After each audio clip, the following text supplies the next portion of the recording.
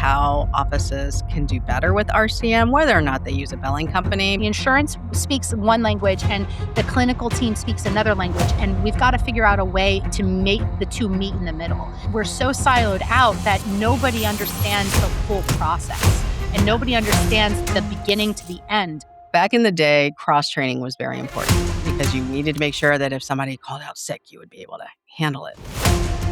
The hardest part of cleanups that I've seen is just clinicians not recognizing what needs to be noted.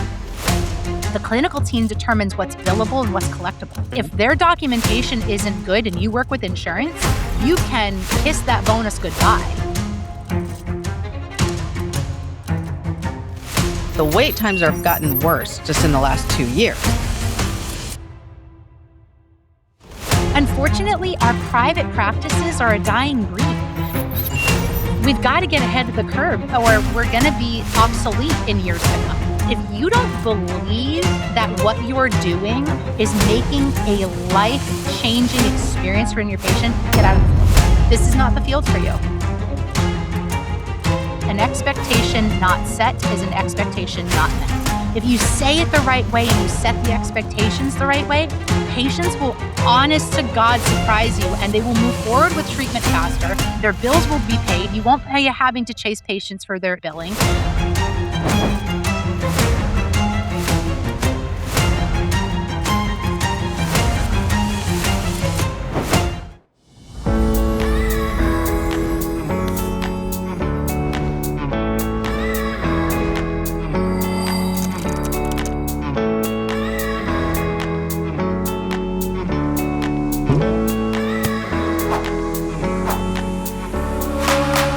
And we are back with another edition of Nobody Told Me That. We are going deep into insurance because I know that's what you all want. I try to give you what you want. So I have my friend Allyssa Mizenko on here. What's going on, Allyssa?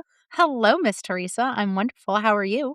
I'm good. I'm looking forward to a good, healthy RCM discussion, which is just what I live for. Allyssa is the owner, president, CEO of Zen Dental Support, and which is just you rebranded your company. It looks gorgeous, by the way. Thank you. Congratulations on that.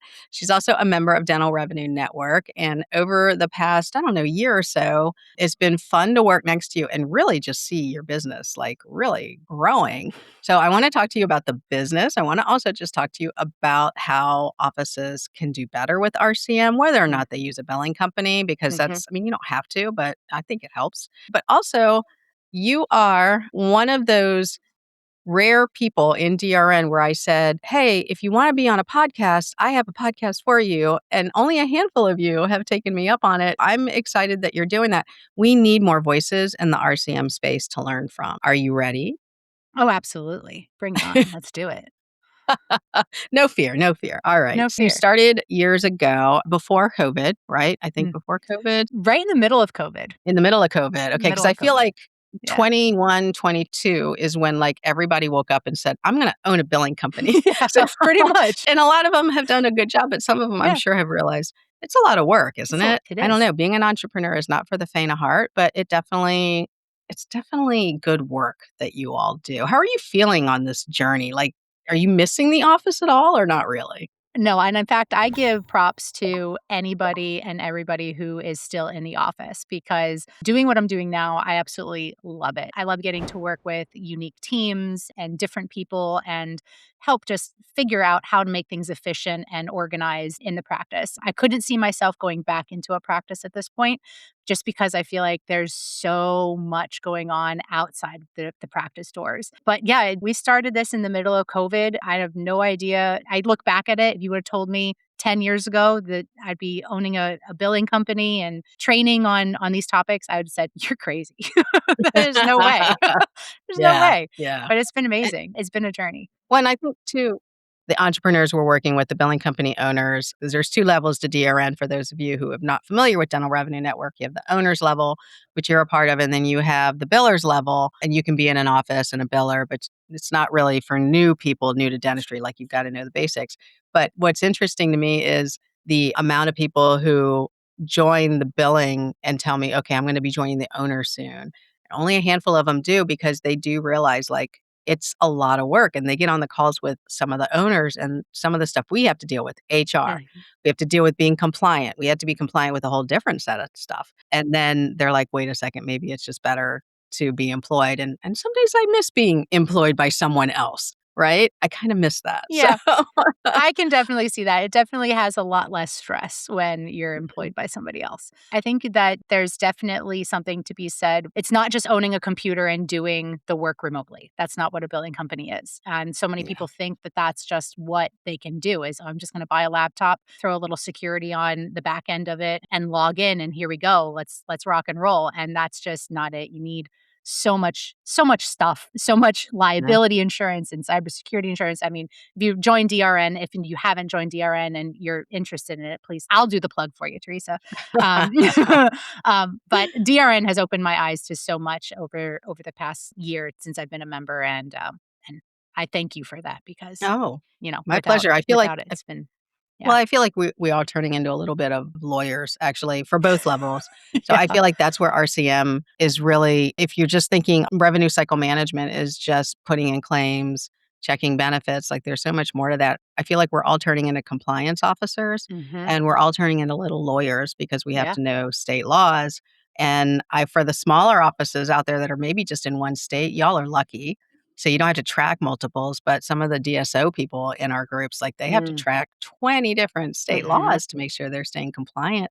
And if you're a billing company and you operate in those states, you got to track them too. So it's just a lot. But let's talk about that distinction with RCM because what you said, earlier was, hey, if you think it's just this, when you started doing billing, when did you realize, okay, it's more than just billing? And are you still going, oh, I should probably get my arms around this? And what are you seeing on your journey? Yeah, that's a great question. It was pretty early on that after I think I brought on my first client independently that I went, "Oh man, we really need to make sure we have our ducks in a row here. We need to make sure that we have everything buttoned up nice and tight." And I feel like over just like any office that's operating owning a billing company is very similar. You sometimes have to learn as you go and you're figuring it out as you're working through it.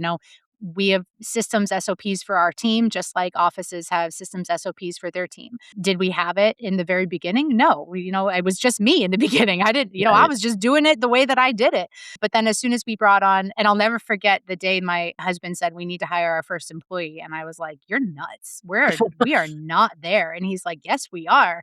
And when we brought on that first employee, it was very important to me that our employees were not 1099 contractors. We employ our team members and as W-2s. And it was very important to me. And we just kind of transitioned into that. And I don't think I could go back now. I don't think I could go back to doing it a different way other than having the employee team. I'm sorry. I think I forgot the question. I got Oh, no, just excited. no, I was just thinking 'cause then I started thinking about 1099 W-2, and we can talk about that Yeah. later because then I started going off like, "Oh, wait, we should talk about that." I think what I was saying is you thought it was just billing, and then you realized, like, it was Yeah. more than just billing because everybody just thinks it's claims and claims payments, but there's this whole eligibility thing in the beginning that kinda Yeah. swirls around, right? Yes, the eligibility, and that was one of the driving factors for us to offer that primary service of insurance verifications and eligibilities because if it's not set up right from the get-go, nothing goes easy afterwards. Claims don't get where they need to go, claims don't get paid on time, attachments don't get sent regularly. All of that stems from that beginning eligibility, making sure that we have it connected to the right plan with the right benefits. And then, I mean, that doesn't even get into the what the office deals with if things are set up incorrectly. This is Mhm. just the RCM side. If things are set up incorrectly for the patient, on the patient side, financial plans are wrong, treatment plans are wrong, and now you have a whole slew of things. So yeah, it was very early on when we said, hey, we need to kind of offer a full service support system for the revenue cycle system itself. And we brought in, insurance verification specialist and claims management, all that jazz. But yeah, if it's not set up from that beginning, Teresa, it just all snowballs afterwards and kind of crashes and burns at the end. I think one issue many of the company owners are dealing with is the whole multi-factor authentication and the Oh, multiple yeah. levels of access, the MFA, which really back in 2000 and before was not like we just Not a logged problem. in, we had a Yeah. portal, whatever, right? Like we could share passwords, but we didn't because that would be against HIPAA, right? That would Right. be a HIPAA violation only because, and for people who are not sure about that, The fact is, like, you can't have shared access. It's actually in HIPAA when it comes to dealing with patient information. And so now with MFA, though, like, you have to make sure that you are going to be able to get that silly, stupid text or email that they send out. That all has to be set up on the front end Yep. as well. Like, it's not just getting it Mhm. set up for claims and payment, like, just getting the eligibility is a whole thing. Do you rely a lot on the electronic eligibility, or do you still find yourself having the call happen? I would say it depends on the carrier. Okay. I smile and I chuckle because we want to stay off the phone with the insurance companies. I mean, nobody wants to sit on hold with MetLife for 3 hours. And I don't know how offices who aren't outsourcing, I don't know how they do it. I don't know how they manage it because the teams that I work with, we pride ourselves, we're a small business supporting small business. That's what we pride ourselves on. We're looking at the office that has one doctor, one or two front office team members, a couple clinicians, and that's our bread and butter because they're the ones that need that kind of support. They don't have the manpower to sit on hold. We're doing as much as we can through the portals. We found we have a great resource for that two-step authentication that has been a game changer for us. But the biggest piece is if we have to call, we will call. And I think that that's a part that a lot of people are missing in the industry that we just don't call. We can't do it online, so we don't do it. That's not an option, because not doing it just leads to more problems. And so we very much will as I tell people, we'll do whatever we have to in order to get in touch with the insurance company. Now, are there times where we can't get in touch with the insurance company? 100%. For sure. But, that does happen. But for the most part, if we have to be on the phone, we're gonna be on the phone because that's why you outsource. You outsource so Right. you don't have to worry about that. You don't have to have someone wrapped up over their lunch period, sitting, waiting, fiddling, twiddling their thumbs as they're Oh, sitting on hold. Oh god, I could never. I even oh, it when was I worked in awful. the office, multitask to the extreme. It was awful. I would be terrified that a patient would be coming up front. I've got the hold music playing, and it was Enya, always Enya with MetLife. There was that, right? Like, I'm so tired of Sail Away, and it's a good song, and I just can't listen to it anymore. You would have the live in fear that someone's coming up front, but you're Uh-huh. looking for an assistant or hygienist to come up front because you want them to stand there while you go to the bathroom because you've been holding it for so Yes. long, right? And then when you get back and it's not there anymore, like, you're ready to kill someone. Like, it's Oh my just gosh. awful because they don't wait. They aren't like, "Okay, yeah, we'll Mm-mm. hang," No. it's Oh, no. awful. So I No. don't, to your point, I don't, and from what I understand, the wait times have gotten worse just in the last 2 years, Oh, right? yeah. So, I don't know how an office is able to call quickly. Some offices, they do. I think some people are just very lucky, but all I hear is Yeah. these times, and when people post, like, their phones with the amount of time on hold, I'm just like, it's not even funny, it's just unsustainable, It should be you know? illegal. It should be like it should. It should be, and I'm not all for more legislation in our lives. I mean, it should be. Oh my gosh, I remember there was one time when I was working in an office. I had been on the phone. I don't even remember the carrier. I had been on the phone with them, and I had it on speaker because I was working, and I was been listening to the hold music, and I'm working, working, working. And it had easily been at least an hour, hour and a half. So I was at the point where I was already pretty frustrated, and the dental assistant came up, picked up the phone, realized it was on hold, and hung it up real Oh my fast god. and Oh ended my the god. call. I nearly had a heart attack. I was like, "What Oh did my you just god. do?" And she's like, "I didn't know you were on the phone." I was like, "All right." Like, it happened in, like, 3 seconds flat, and it was just over and done.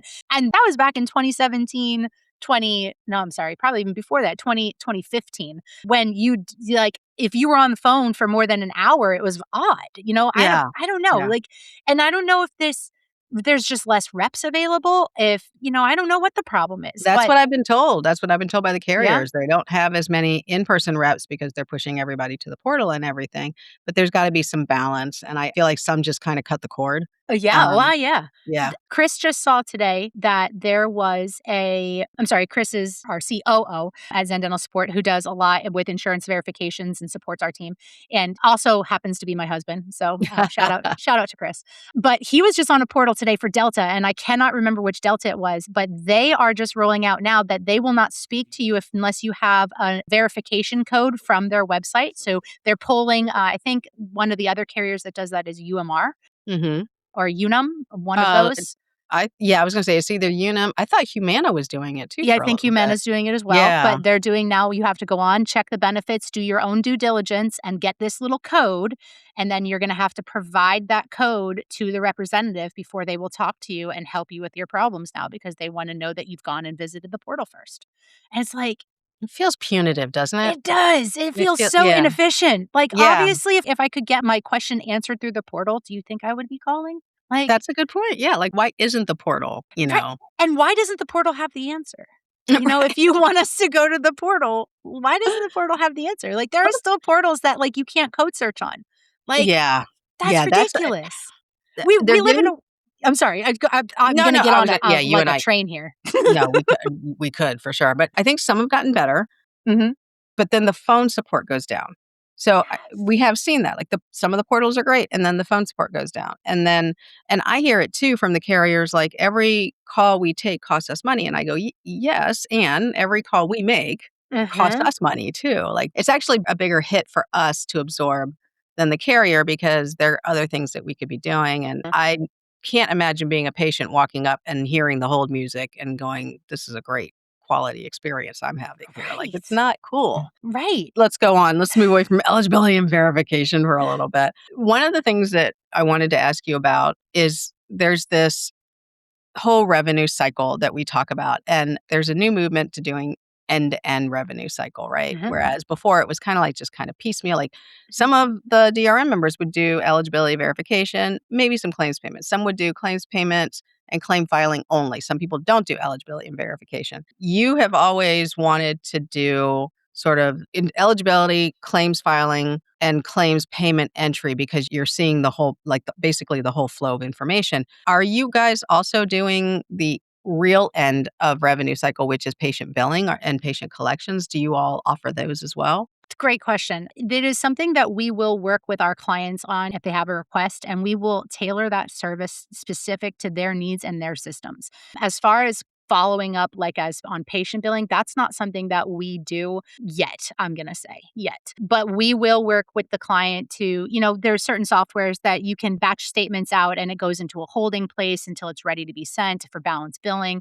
We'll work with offices to make sure that if there's any balances remaining at the end, we're batching out those statements so they can get sent out timely. But as far as us calling and following up on past due balances, we do not offer that kind of service. I know lots of awesome people that do, though. Mhm. And one of the reasons that we did it was something that I did consider in the beginning. And I'll tell you the reason that we stopped offering it.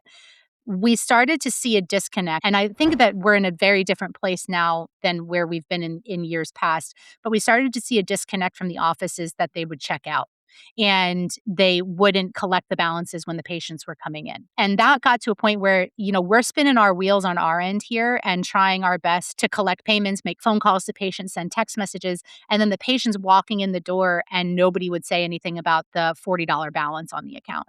And Yeah. because it's like, oh, Alyssa and their team is handling that, which kind of leads me to a nice little segue here of we try not to operate as a silo. We want to be an extension of the team, just like you would have, if you had a front desk receptionist and an office manager working at the front, and the office manager is setting these expectations to collect these balances. If the receptionist or scheduling coordinator, whoever, the patient comes in, checks in, and we don't collect that, it's going to be a direct reflection of whoever did the checking in. We really try to eliminate that by helping the office put in the systems into place so that way everybody's got a role. Everybody understands their role and understands what is expected of them. And collecting balances is obviously, pretty important. Well, it's really important, and some of the pushback I hear is, I don't know if they're right. Like, the arguments Mm, against collecting at the time of service or for a deposit. This is what I hear the most. If you're ready to say exactly what I'm gonna say, don't feel bad. I just think I would love for you to see the other side of it, okay? mm, What we typically hear, and you hear it too, Alyssa, is,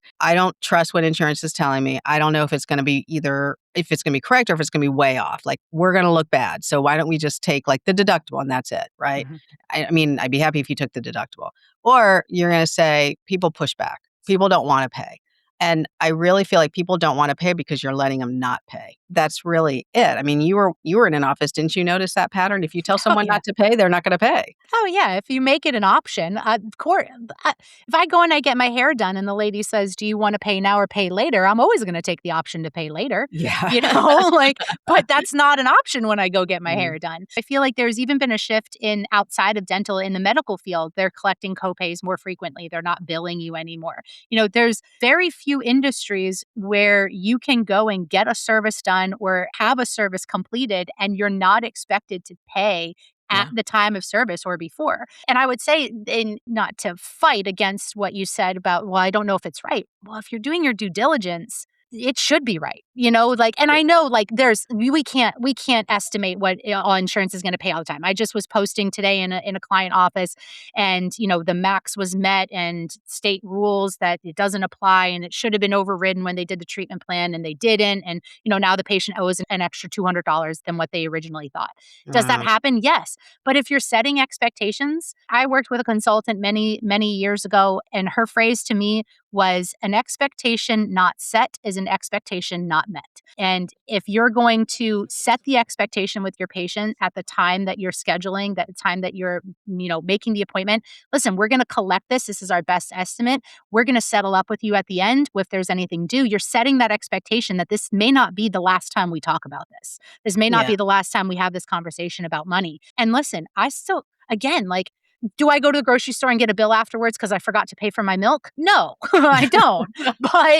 But in the rest of the field where insurance is involved, this is unfortunately the game that you play. And Yeah. I think, that could put me on a whole nother tangent about what insurance pays for and what it doesn't pay for. But again, I think our industry, we've gotten used to the fact, and I can tell you the difference in numbers, KPIs in offices who collect up front and offices who don't. Or even I'd say up front at the time of service, at least. Mhm. One of our clients, we just actually rolled this out. They weren't collecting at the time of scheduling. Their no-show cancellation rates were through the roof.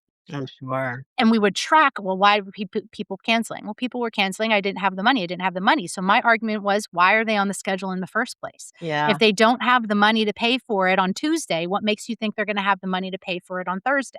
And will patients surprise you? Yes, absolutely. But let them surprise you with it that by a phone call instead of the phone call, the surprise phone call that comes through and says, oh, sorry, I can't come in because I don't have the money. Now we Yeah. have this big blown hole. And I will say they implemented in the beginning of May, they implemented this new system of collecting upfront, collecting at least a percentage deposit down at the time of scheduling, and their no-show rate almost non-existent. Their cancellation That's rate, they're not amazing. seeing the cancellations.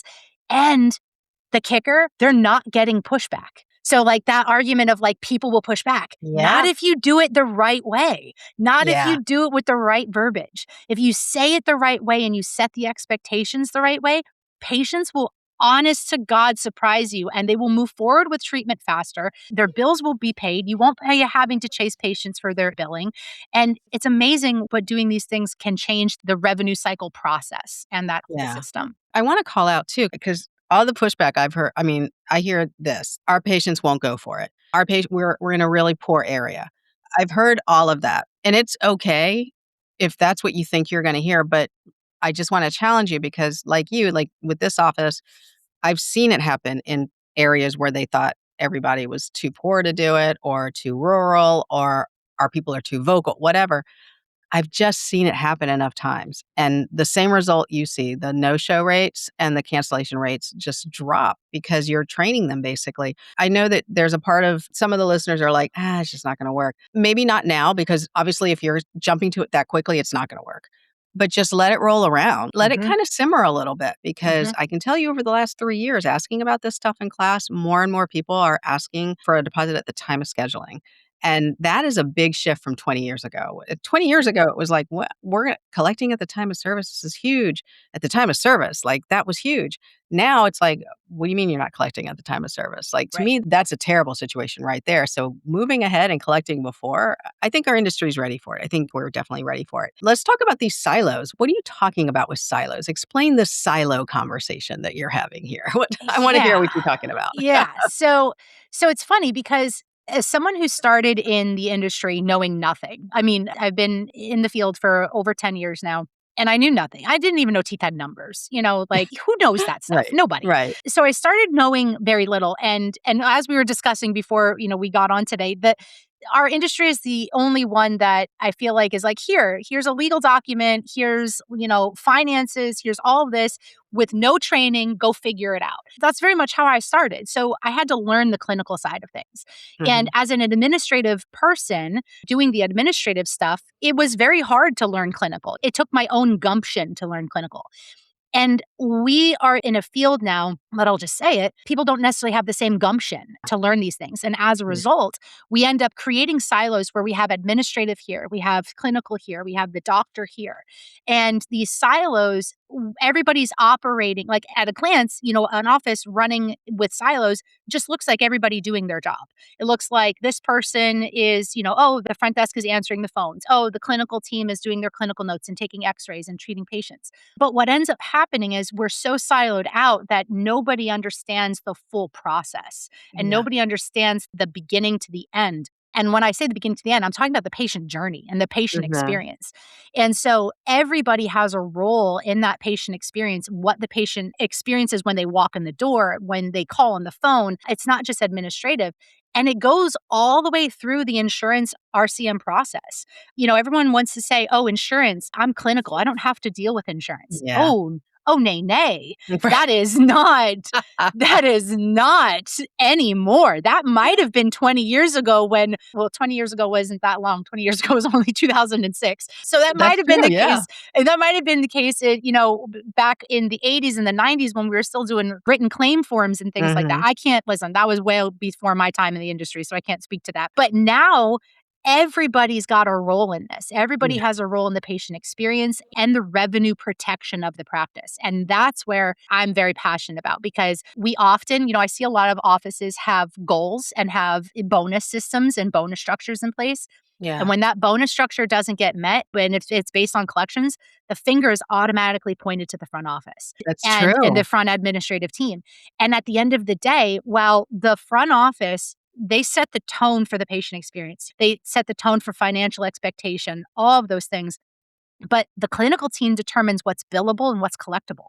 And if Mhm. their documentation isn't good and you work with insurance, you can kiss that bonus goodbye. I've worked in offices where they call in and they say, we need help with cleanup. And you start looking at clinical notes and the diagnosis is missing on every clinical note. And you're going, Yeah. this isn't going to get paid because there's no diagnosis. And I'll go off on another tangent here, but the expectation from the insurance companies have changed. What they Oh, expect out yes. of us is Yes. much more than what they've ever expected before.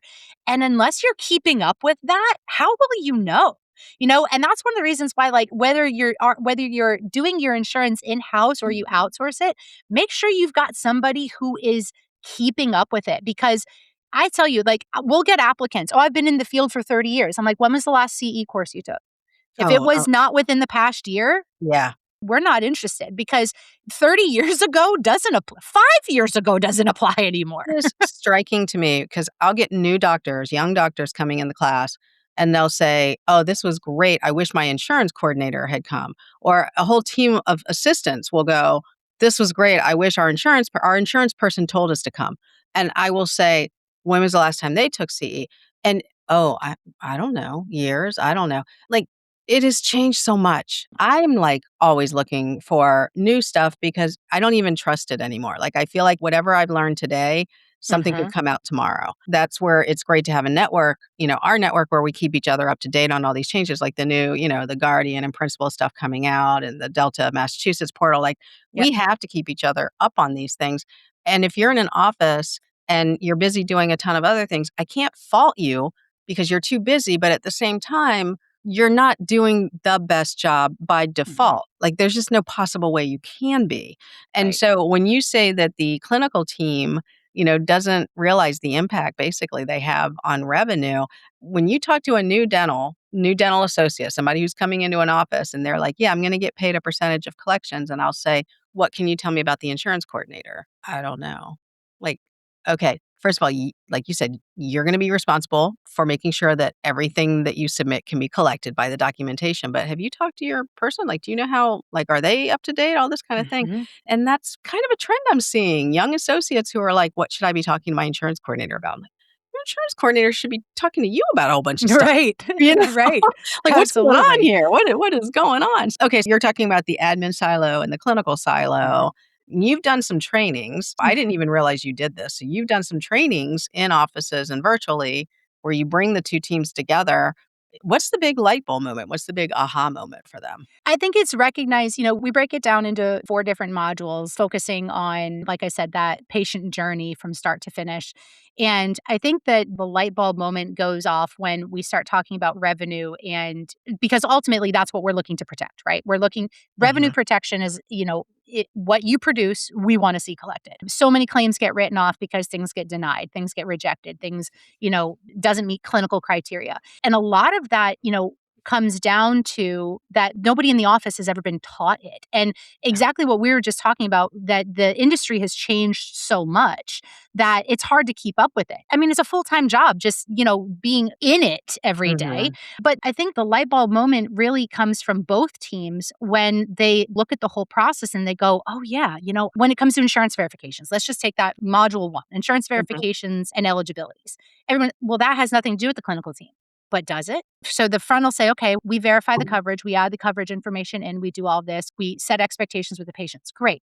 But then the clinical team is the one treatment planning, right? And generally, sometimes presenting treatment plans. Mhm. Well, how do they trust and verify? Yeah. How do they know that the information that's been added in there is true and accurate? Well, it requires communication, some form of system amongst the team. It requires communication from the front to the back. It requires them to step outside of their silos and actually talk to each other. And again, we live in such a world where it's like, oh, that's administrative and that's clinical, and they're two totally separate things, but they're really truly not. It really comes down to everybody has a role in it. Even getting down to like the schedule. How many times, I'm sure you've seen it, Teresa, how many times they start, the schedule starts to fall apart. Well, Yeah. it's the admin's teams to fill the schedule, right? Well, yes, to a degree, but Mhm. if we're not building value with our patients in the back Yeah. and we're not setting expectations for treatment and what's going to happen if we let things go and, oh, well, it's the front's job to sell treatment. No, I don't think it is. I'm not, No. I don't think it is. I don't believe in selling treatment. I don't because it's not a used car. You're not selling, somebody to just drive something around. You're selling health. And to me, that doesn't sell. That's expectations and that's value.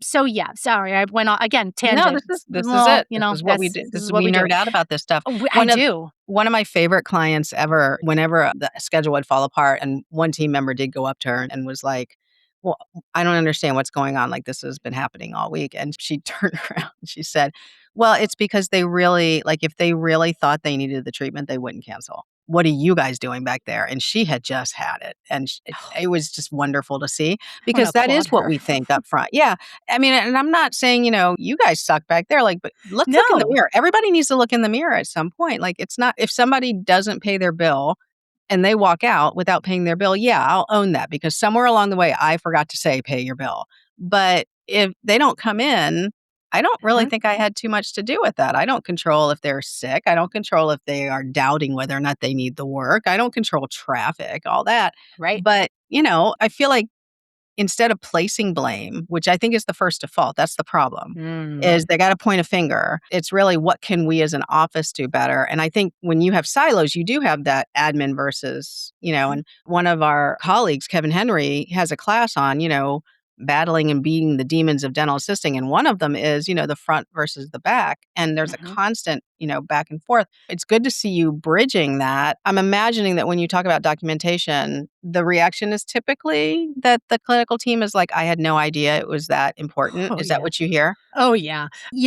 I say it jestingly, but if I see one more diagnosis for a crown that says caries, I'm gonna probably blow my top because it just comes down to detail and people don't realize how important it is. And clinical dentists, assistants, hygienists, unfortunately, have never truly been taught how to document in a way that is insurance ready. Insurance And friendly. Yeah, ready. Yeah. and they speak 2 different languages. The insurance speaks one language and the clinical team speaks another language, and we've gotta figure out a way to make the 2 meet in the middle.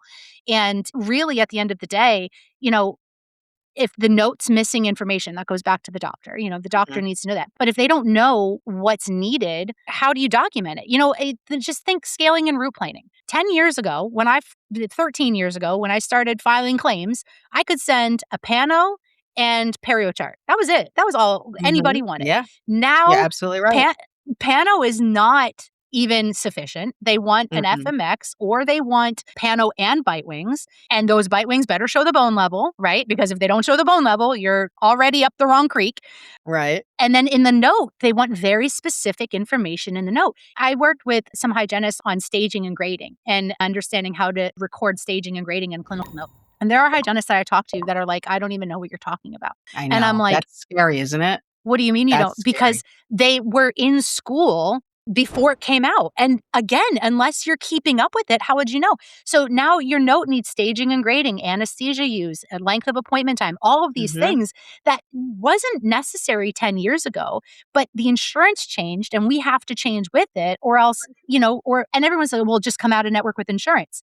That's not going to change anything, my friends. Mm-mm. You're still No. like even offices that are fee for service that allow their patients to file their claims on their own. If the patient wants to get reimbursed for this, they still need this information. They still Absolutely. need it. And honestly, I'm worried about the attorney in a Mm, malpractice case, and I'm also worried about the state board. Like, if you yeah, ever get hauled up on a complaint, I think it's actually in your best interest to document all this stuff instead of, like, everything. raging against the machine. I think it helps you. And just the fact that insurance is asking for it doesn't necessarily mean it's wrong. It might just be that honestly, I think it's, and I know this isn't gonna make me very popular, but I feel like the documentation that insurance is requesting is a catching up of years of not asking for anything. Yeah. And to your point, like with crowns, I used to just send in a claim with just an x-ray, and it was a Mhm, terrible x-ray sometimes because it was a duplicate x-ray film, not even digital. So I would send in just an x-ray, and if I didn't have a bite wing, I had the periapical, or I'd have the periapical, not the bite wing, it would still get paid. mhm. Absolutely. And there are insurance companies that I knew didn't even ask for that.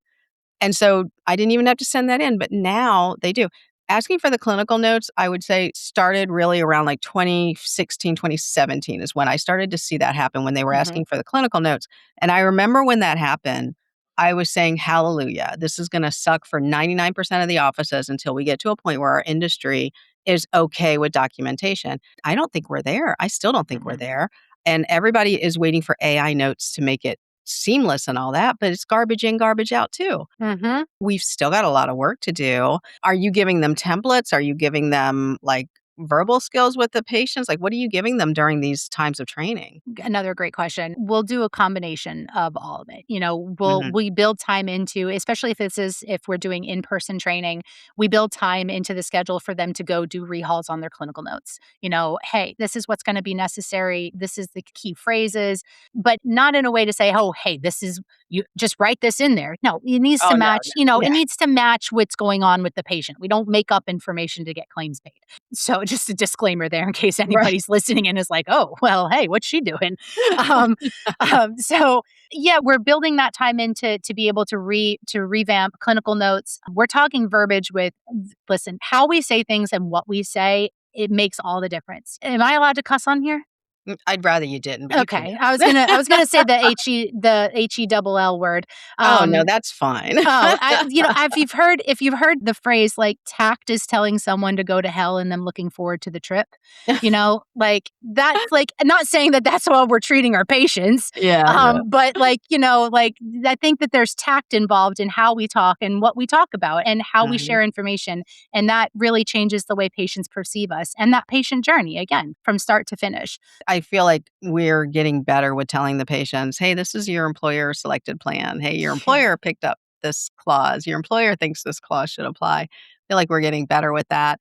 But as much as I can teach and you can teach the admin team to say these things, I think it's more Oh, impactful when yeah. the clinical team is also saying the same things. Because, like, to your Mhm. point, a lot of them are doing the treatment planning conversations in the room. So, I don't know how I feel about dentists. I think it really depends on the dentist. I used to make a blanket statement of dentists shouldn't get involved with this kind of stuff, but I've heard some pretty good conversations coming out of some dentists that are confident in talking about it. So, I don't know if I can take that tone anymore, but I don't wanna encourage if you're not comfortable. I don't want you encouraged to try it without some No. good training. Back in the day, cross-training was very important Mm. because you needed to make sure that if somebody called out sick, you would be able to handle it and all that. I feel like cross-training is like it's like an extra gift.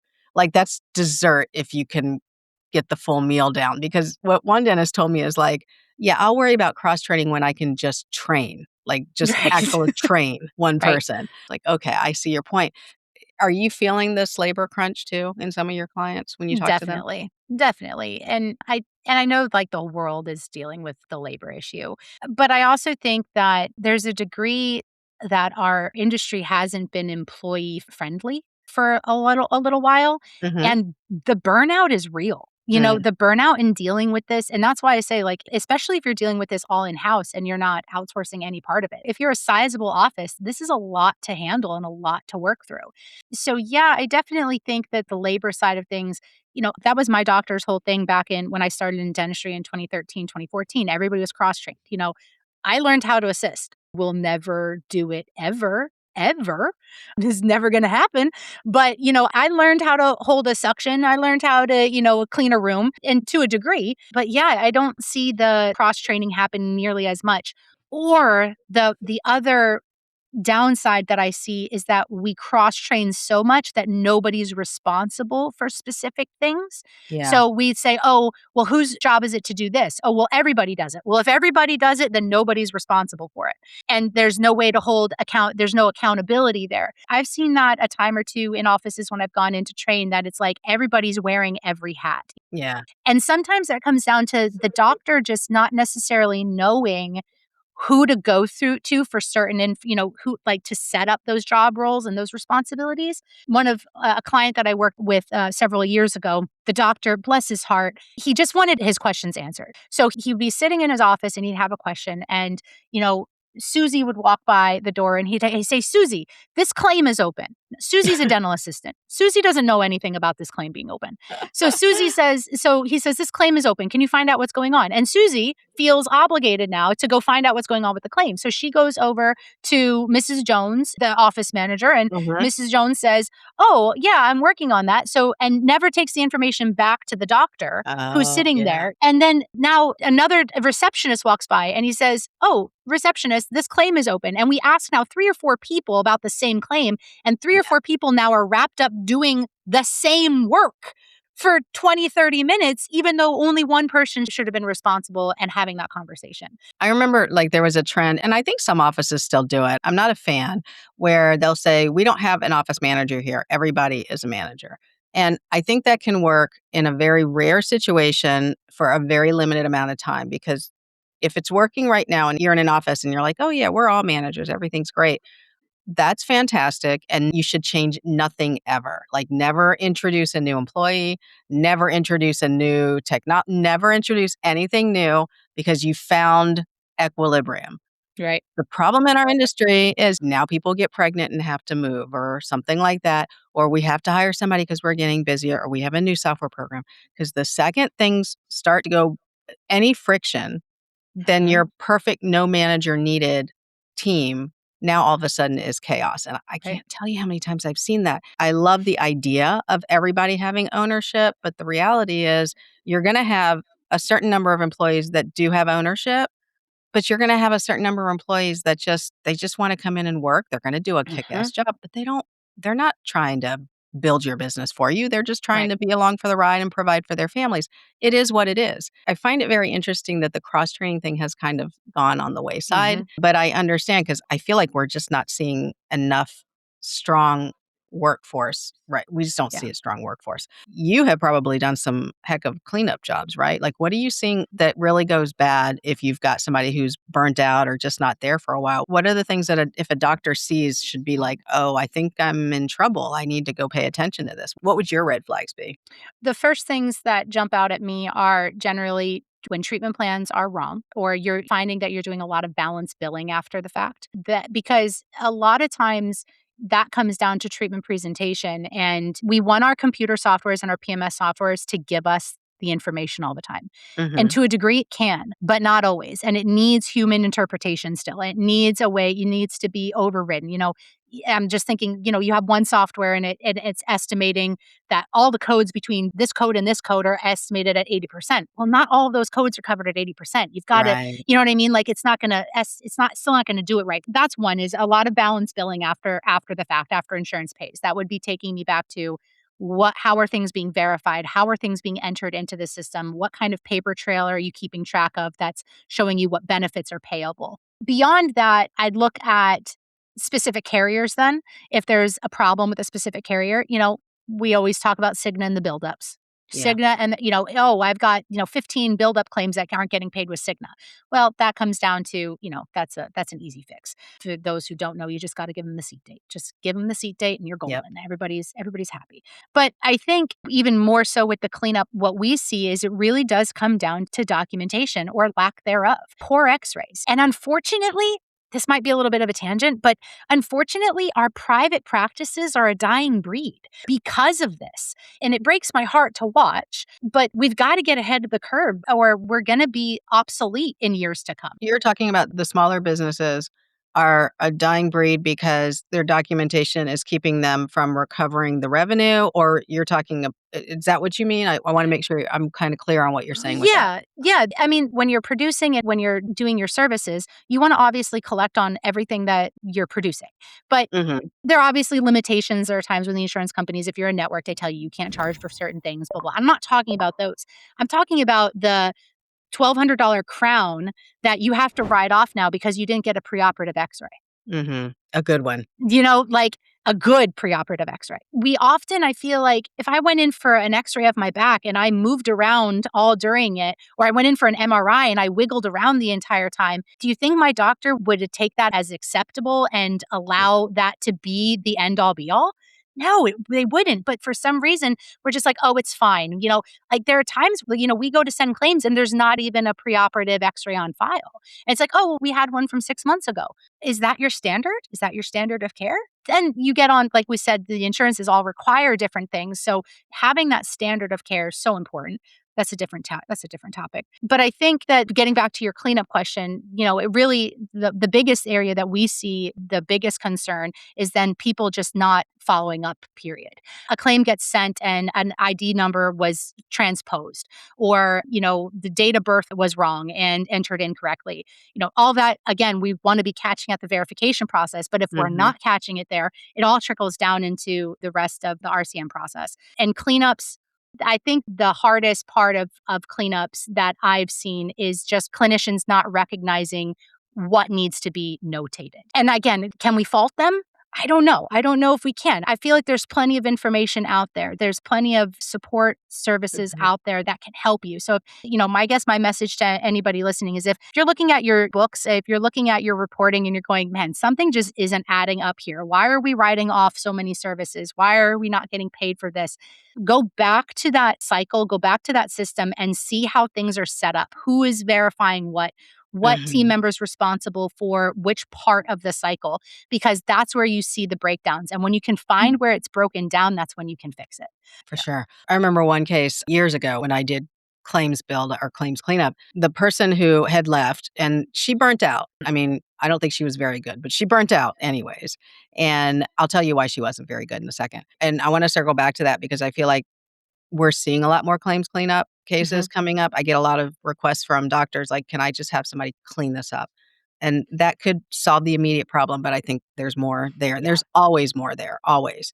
When I see a doctor who is, like, kind of trying to figure out, like, I don't know my cash flow, there's something off," like, they feel like something's off, and then they'll go and they'll take a look at it.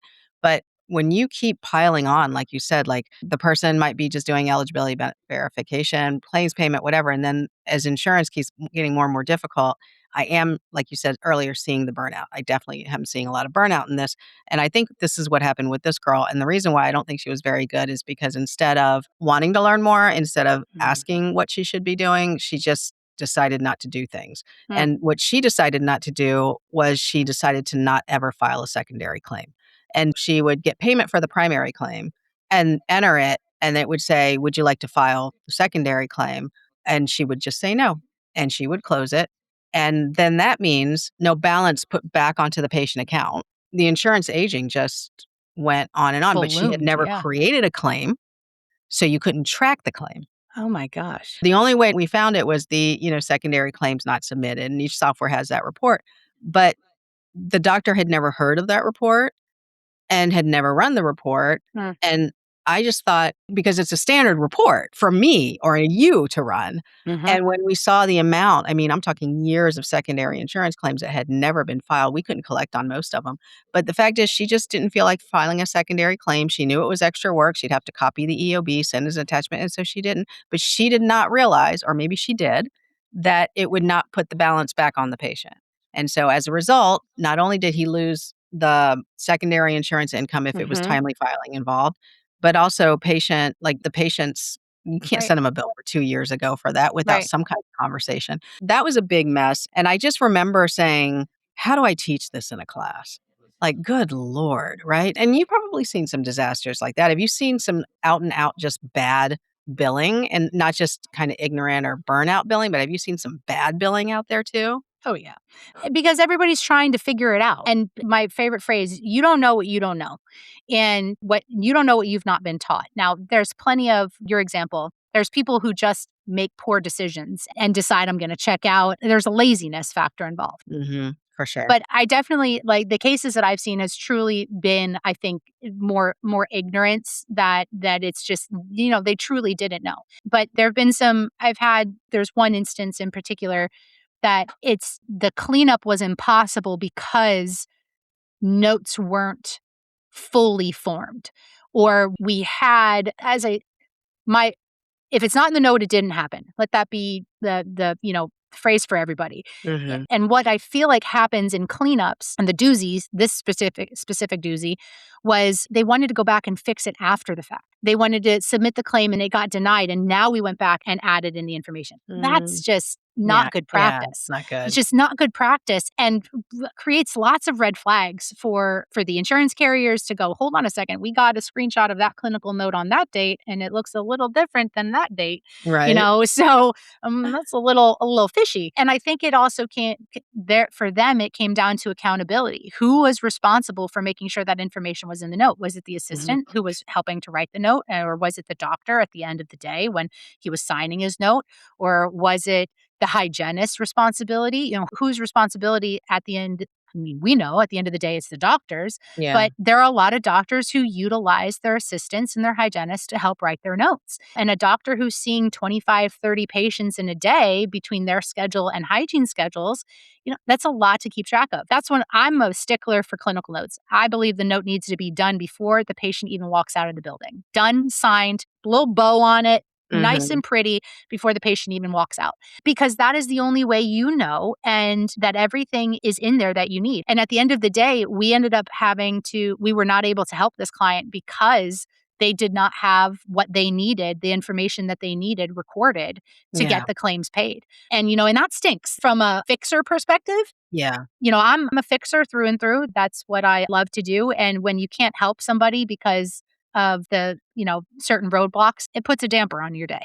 Some of the education I'm sure you have to do is telling them not just the notes and all that, but the attachment requirements and things like that. And you had mentioned that you do have something for the audience members. Mm, It's like a cheat sheet kind of thing. What is yeah. it that you would like to offer? And we'll put a link in the show notes to it. Yeah, great. It is a dental claims attachment cheat sheet. So it's going to go through the primary big procedures out there. And it's kind of our most common denominator list. Not all carriers require, length of appointment time for scaling and replaning, but one or two do. So we make sure that it becomes part of your standard template. This is available for download, and it's free and it gets updated regularly. We update it as things change. A couple of years ago, it didn't have certain things on it for scaling and replaning. Now it does. My team uses it. It's a great resource. And I actually created it for my team members as a way to say, hey, this is the expectation of what gets attached. And our rule of thumb is If it's not there, then we don't even send the claim right away. We wait until we are able to ensure that we have all the information. But that claims attachment sheet has been a real game changer for a lot of our clients because you're able to put it in front of your clinical team members and say, hey, Mhm. we need not only a PA, but we need a post-op bite wing, or we need a pre-op photo. Yeah. More and more carriers are requiring intraoral photos. And some offices aren't even set up to take intraoral photos yet, Yeah. still. Yeah. And so, it said, kind of taking it back to what you said before, Teresa, about our industry kind of just now catching up to documentation and how important, my medical doctors were doing voice. My vet does voice notes. He Yeah. does. He Yeah. comes in and he goes, "Kid, is it okay if I record this? I'm going to do my notes." And it's a vet, and you I know, used to share in my classes whenever I would take Griffin for his dental cleanings, the report that they gave me was, like, amazing. Like, you would see before and after, and you would see perio readings, and they always wanted to do arrest, and I would be like, "Stop, stop, arrested. stop."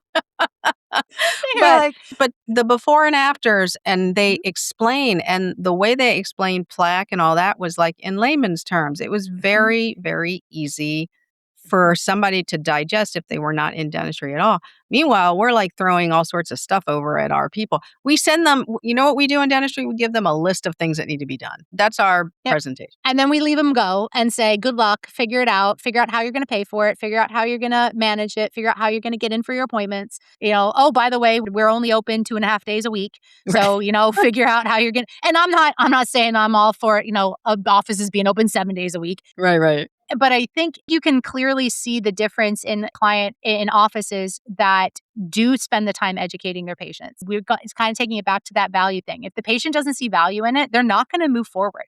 Right. I use the example of purses. You're going to catch me with a Kate Spade, right? You're going to catch me with maybe a Michael Kors, and they're always Christmas presents for my husband, right? Always, always Christmas presents for my husband. I will never go and buy one, but I do love a cute designer purse. Sure. You're never going to catch me with a Gucci, right? It's Because I just too don't much. see the value. It's just yeah. I can't, I can fathom spending the $100 on the purse. I can't fathom the 3,000.